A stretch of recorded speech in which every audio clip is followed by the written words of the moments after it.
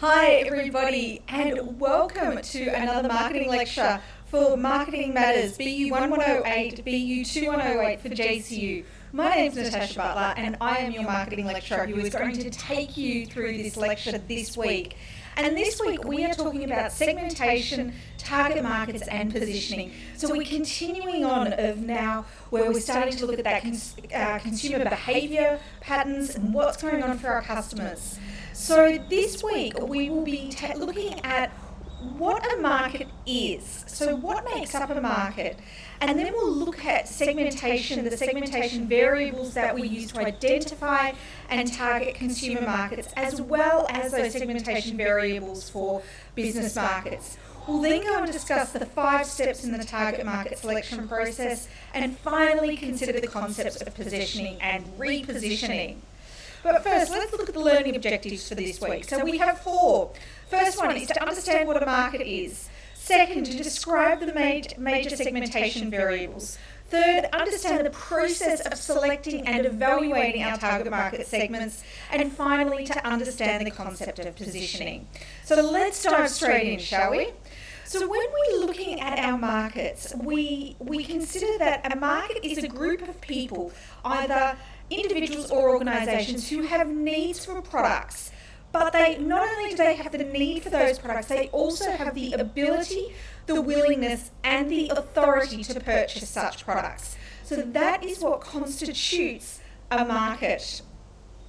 But further on from that, we classify these markets as either homogeneous markets, and that's where a market where a large proportion of customers are considered to have similar needs or wants, or a heterogeneous market, which is made up of individuals or organisations with diverse needs for products in a specific product class. And as we know, we have 2 categories of markets. We have our consumer market, and that's purchasers and household members who intend to consume or directly benefit from the purchased products, and they don't intend to profit from those purchases through their resale. So an example of that is Tiffany & Co, because they aim their diamond rings and jewelleries at consumer markets. And as we know, business markets are individuals or groups that buy a specific kind of product that they're going to use for resale, a direct use in producing other products, or use in general daily operations. So, for example, Argyle pink diamonds that have come from the now closed Argyle diamond mine located in the East Kimberley region are aimed at the business market, specifically aimed at Tiffany, for them to use to produce their rings and their jewellery to then on-sell to the consumer market. Now, we need to though consider, who are we actually selling our products to? Because according to Worldometer, there is over 8 billion people on this planet. 8 billion people. Now, there is no way we as a business, any type of business, is going to be able to satisfy the needs of every single person on the planet. Even brands such as Coca-Cola or McDonald's do not sell to everyone. So to help us identify who the most suitable people are for our offer, a business will segment that market. And market segmentation is the process of dividing a total market into groups with relatively similar product needs, and then we design a marketing mix that matches those needs. The mass market is considered to be a homogeneous market, a market in which a large proportion of customers are considered to have similar needs and wants. The mass market is divided up into segments to identify heterogeneous markets, markets made up of individuals or organisations with diverse needs for products in a specific product category.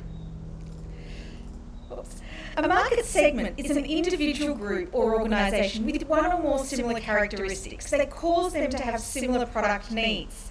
And segmentation variables are characteristics of individuals, groups or organisations that are used to divide a market into segments. Now, note that most marketers combine different segmentation variables. And for a market segment to be successful, 5 conditions need to be met.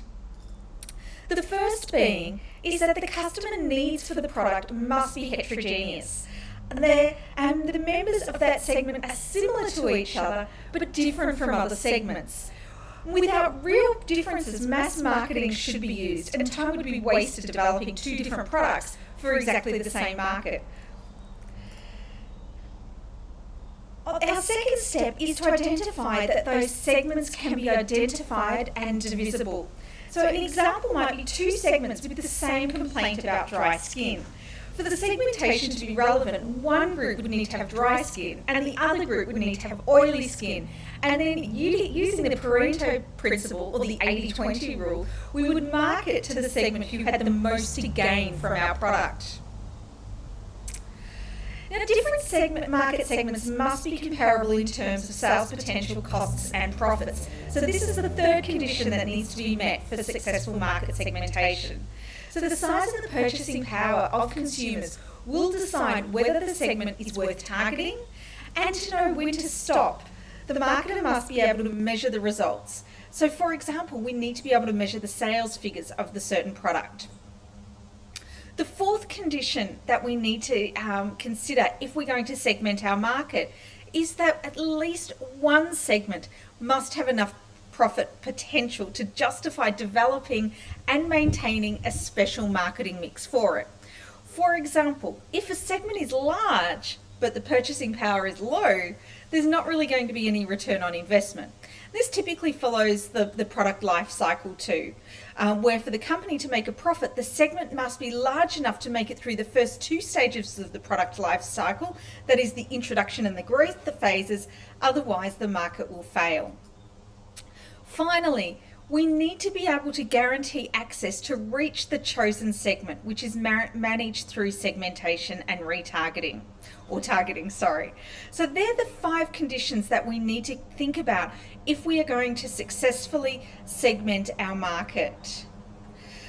So crew, just a really nice quick one to get you started. We have now discussed the different types of markets that we have, why businesses segment the market, and those 5 conditions for market segmentation.